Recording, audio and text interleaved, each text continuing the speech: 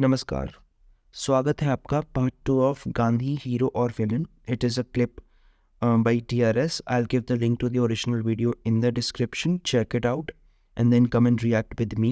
Okay, so without wasting any time, let's get into it. I have come to realize it's somewhere in the middle of these two angles. Yeah. I don't think he was completely whitewashed. I don't think he was completely an agent of the British. He definitely had a massive role to play in India's freedom movement. But this is where my understanding of it kind of stops. Do you want to add anything to this kind of centrist picture of Gandhiji? Yeah, a lot. Okay, go on. So yes, I wouldn't go to either of those extremes. But again, very objectively, dispassionately, if you look at, there were three major movements that he launched in India, right? One was the non-cooperation movement, which was in 1919 to 21. The other was the civil movement, 1930-31, when the Dandi March happened. And the third was Quit India in 1942. These were the main three movements that he launched. Which are taught to us as the backbone of the Indian freedom movement in our history books. Yes. And you're saying that those देवराटी की video में हमने ये तीनों non cooperation movement को cover किया था, लेकिन quit India movement को बहुत ज़्यादा डिटेल में कवर किया था. actually a lot of other stuff happening. A lot of other stuff happening other than all of this. But even these three, so the first one, non-cooperation movement, it was so closely yoked to something which was very, very dangerous and troublesome for India, which was the Khilafat movement. Now the Khilafat itself, the wordplay, it almost makes us feel Angrezon ke khilaf, Khilafat. But it was actually the Caliphate movement, where it was a pan-Islamic Wahhabi movement, which was being supported by him to establish a Turkish Sultan in Turkey, the Caliph, and bartering the support of Indian Muslims, for the freedom movement in support of their, wish to have the Caliph back in Turkey. Now that was bound for failure because the British had won Turkey in war, in the First World War. Who sits on the throne is something they would decide. A slave nation like India had no way to come and say, we want that person to sit on the throne just because we feel he's great. But then... Not to mention, हमें खुद आज़ादी नहीं मिली थी. We were fighting for our own independence. How can we make this claim कि हम चाहते हैं किसी दूसरी कंट्री के थ्रोन पे ये इंसान बैठे? So of course it was bound to fail. Also, it does not kind of make any sense to launch a movement inside India for that. It's beyond me. Gandhiji had promised the Muslims of India that within 1 year, you are going to we are going to have the person you like as the Caliph of Turkey. Now, it was bound to fail. And what was the outcome of that failure? One was, I think, it firmly sowed the seeds of partition. As it is, there was that separatism, Muslim separatism, which had preceded several, I would say, decades or probably a century of Wahhabi thought in India. Break down that sentence. We say the two-nation theory and the divide and rule and so on, we attribute only to the Muslim League or to Muhammad Ali Jinnah. But the whole sense of being separate, being someone different, it went back to probably the 18th century. Really? With the fall, particularly, with the fall of the Mughal dynasty and the disintegration of the Mughal Empire after Aurangzeb, the orthodoxy, the ulema class and so on, they really felt that, especially if there is a regime change, and the Marathas were on the ascent then you had the Sikhs in Punjab, you had the Jats, all of these people coming up. We are going to be subservient to the majority, which is the Hindu, whom we have ruled for so long. So that sense that, we will not be ruled by someone we have ruled for so many hundreds of years, I think led to this whole, purity of Islam. So the ulema was always trying to control the Sultan, whether it was the Delhi Sultanate, whether it was the Mughals and so on, saying don't give concessions to the kafir, to the infidel. This is thus far and no further. You have to impose a very humiliating jizya tax on non-believers if you want to allow them to continue with their faith. They had to go through so many humiliating conditions of living and all of that. Jizya के बारे में थोड़ा सा I will give some explanation, as far as I know, jizya is a tax which is imposed on people of other faiths in a Muslim regime. इस्लाम में ये rule है कि if there is a non-believer, then you have the right to kill them. तो जिजिया वो एक tax है जो एक नॉन बिलीवर एडमिनिस्ट्रेटर को देगा, so that the administrator or the king in this case will protect the non-believer from the people who are trying to fulfill the wishes of Islam by killing the non-believers. So basically it's a tax so that you can live. That. So this Wahhabi movement was something that was actually, inspired by this puritanical, orthodox, Muslim thought in Central Asia, which in India, people like Shah Waliullah Dehlavi, and later his disciples, Barelvi and so many others, and Sir Syed Ahmad Khan later in 1880s, who started the Aligarh Muslim movement. They perfected that and said the Hindus and the Muslims are two separate, groups. It's a clash of cultures. It's a clash of civilizations. We are two separate nations. So there was already that sense of, separatism, which was further given a political fillip by the British, of course, with the fostering of the formation of the Muslim League or giving separate electorates to Muslims and so on. And at such a time when there's already the ground is so, volatile in communal passions, Gandhi bringing in this Khilafat movement only cemented that separatism further. And when the Khilafat movement failed, it led to a lot of frustration. And the backlash of that were Hindu carnages across the country, right from the Mopla carnage in the Malabar in 1921 to riots across India. And the non-cooperation movement too. Basically जब वो खिलाफत movement fail हो गया था, उसके बाद Muslims were very angry, so it resulted in a lot of riots in India. People in India got killed because the Khilafat movement was not successful, the aim of which was to crown a person in Turkey. So you see the reasoning or the lack of it behind all of this. But in all fairness, maybe Gandhi did not intend to do this. Maybe he did not intend to sow these seeds of separatism by this Khilafat movement, and he was just trying to bring in Hindus and Muslims together for the freedom movement. But the move completely backfired, and a lot of people had to pay for it with their lives. So Gandhi, resigned it. For what? I mean, just because in Chauri Chaura, a police station where some people went and burned the police station, when the movement was peaking, he brought it back. And if you see the same pattern, even in the 1930s, civil disobedience movement was, in fact, a very potent movement. The Purna Swaraj that the Congress gave a call for in the 1930 Congress, asking for complete freedom. Because till then they were not even asking for complete freedom. It was dominion status, partly like what Canada and all of you are still aligned to the British crown. So the dominion status was what they were asking, but a lot of pressure from the young Turks, whether it was Nehru and Subhash Bose, who was still with the Congress. He finally gave in and gave a call for Purna Swaraj. The civil disobedience movement was so powerful. It was quite, successful. The Dandi March, though of course it didn't really lead to any reduction of salt taxes, but it was a very symbolic movement of going there and, asking for tax-free salt. But even that, when the movement had reached its peak, closed-door meetings with the Viceroy, Lord Irwin, and the Gandhi-Irwin Pact was signed in 1931. And everything that the Congress had asked for, they went back on it. And he agreed to go to the Round Table Conference and negotiate with them, which the Congress had been opposing all through, saying we don't accept the Simon Commission or the creation of a new constitution without having Indians on board and all of that. So Nehru, in fact, writes in his memoirs that, what is this dilly-dallying, method? I'm really scared of you, he goes and tells Gandhi, that you are so unpredictable and mercurial.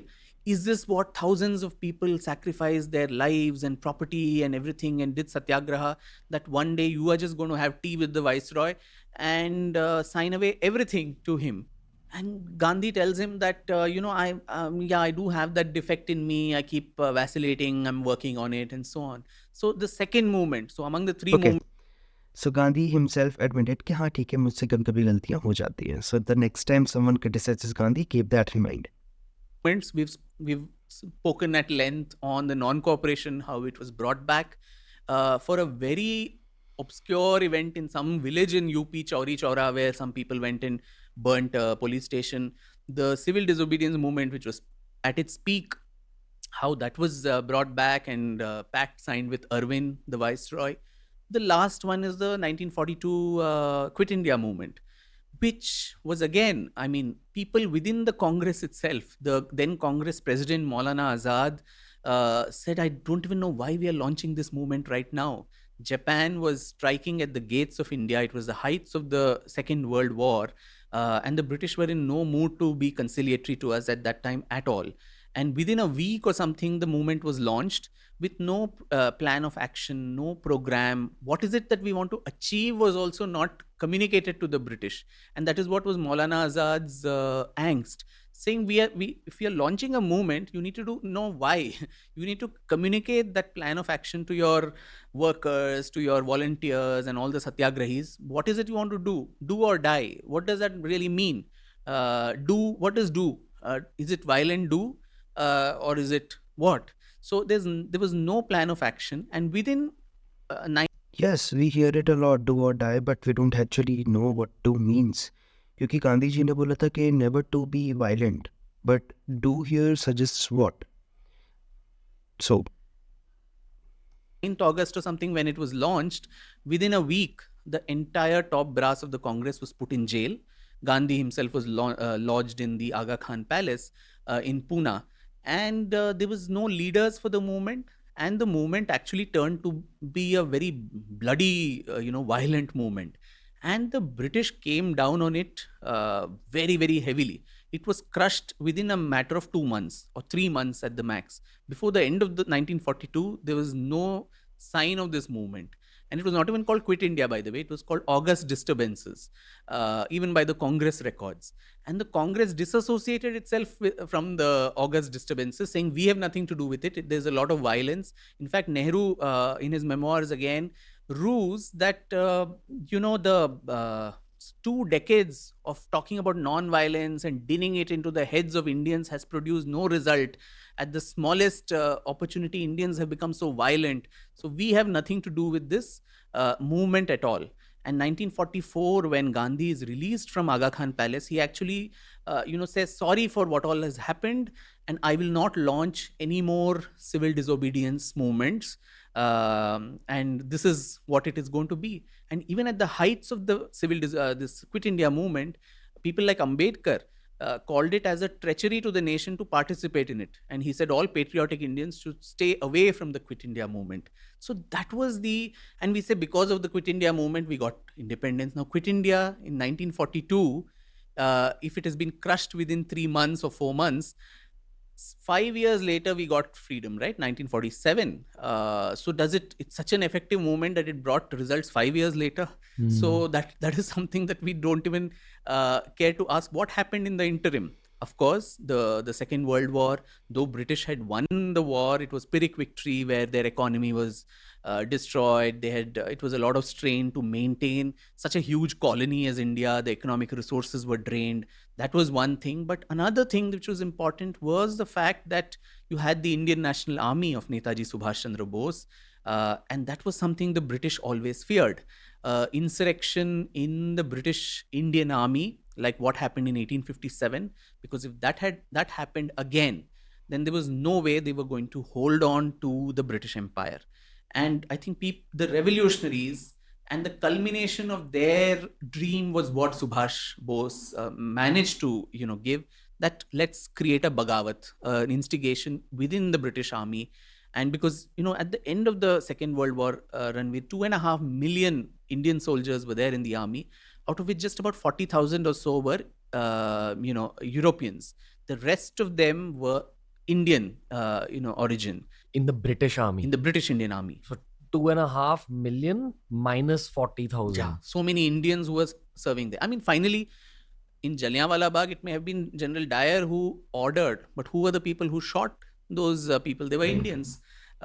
So the British, there was just one commander, but then the foot soldiers were all Indian skin, blood, origin, all of that, right? The natives. 2.46 million Indians Good took maths. part in World War II Yes. and fought for the British Army. Yes. But in movies, you'll rarely see an Indian soldier as a part of those narratives. No, it was a part. I mean, even in the First World War, all the princely states, whether it was Mysore and Indore, all these places had to send their cattle, their wealth, their soldiers to fight in distant battles there and die for a cause which was not even connected to them.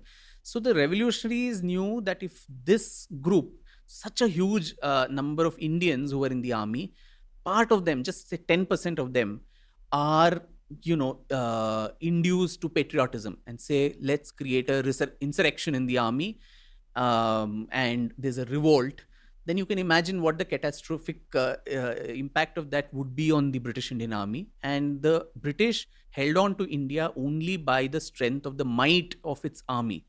If that shook, the empire collapsed. What was the mentality of the brown people in the British Army then? Like, you always see this even in movies like Legend of Bhagat Singh. You see Indians chasing other Indians. Yeah. So were there clearly Indians who actually didn't want freedom? Like the way we talk about it now, irrespective of what wing one belongs to, all of us seem like every brown person wanted freedom. No, that wasn't the case. Not at all. I think it was both in the. I think these people who were sepoys and so on, they did it because the British Army gave money and you got some little perks here and there. But there was a huge band of collaborators who were there.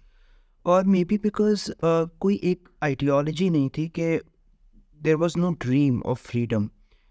लोगों के mind में ये नहीं था कि आज़ादी है क्या, आज़ादी मिलेगी तो उसका कॉन्सिक्वेंस क्या होगा, कि हम खुद को गवर्न करेंगे, क्या मॉडल होगा वो. तो वो चीज़ लोगों के दिमाग में थी नहीं, because they were being ruled for so long.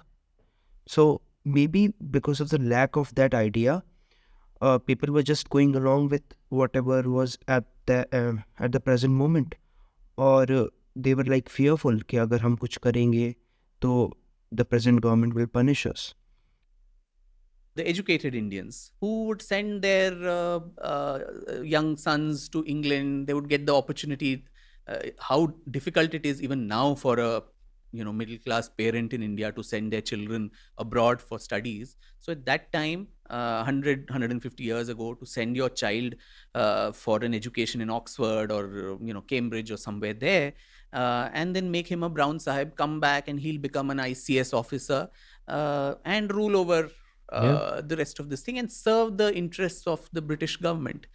That was what was, and that's why there was a small group of outliers who were actually shunned by a lot of society, saying these are trying to dismantle the status quo. And that is where I think Gandhi's movement, I would give all to it, where it created that urge in common Indians, that sense of nationalism, that why do we need freedom?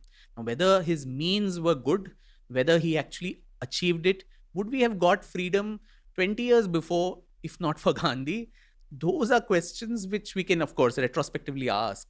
But the importance of Gandhi, the national movement that he launched, was to create that desire for freedom and a sense of, one nation where we didn't even think of ourselves. We were fighting constantly among ourselves. That thing is something that we need to give credit to him for. So I agree with him on this. Okay, Gandhi did bring a lot of people together for the freedom movement, because उससे पहले क्या था कि the freedom movement was only for the elites. The people who were ruling before the British came in had some stake in the administration, so they wanted their power back. So for that they were fighting for their freedom. But Gandhi showed people that, okay, after we get independence, the India will be different from what it used to be. Maybe what you have heard from your ancestors. So he played a very important role in bringing people from all sections of society together. And one more thing that I remember is that he mentioned a lot of Muslim leaders like Sir Syed Ahmad Khan and Muhammad Ali Jinnah were talking about a separate state.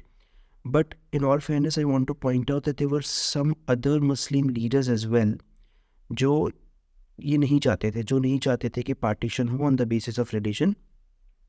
उनमें से एक है अब्दुल गफ्फार खान.